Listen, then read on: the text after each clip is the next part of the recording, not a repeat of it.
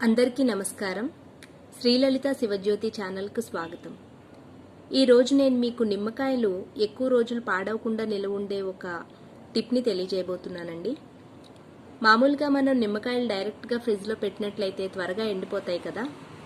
అలా కాకుండా మనం ఒక బాటిల్లో స్టోర్ చేసుకున్నట్లయితే ఎక్కువ రోజులు పాడవకుండా నిలవ ఉంటాయన్నమాట. చూడండి, ఈ విధంగా ఒక బాటిల్ని తీసుకొని ఈ బాటిల్లో స్టోర్ చేసినట్లయితే ఎక్కువ రోజులు పాడవకుండా నిల్వ ఉంటాయి. ఈ టిప్ అయితే నాకు చాలా బాగా ఉపయోగపడిందండి. మీకు కూడా ఉపయోగపడుతుందని షేర్ చేస్తున్నాను.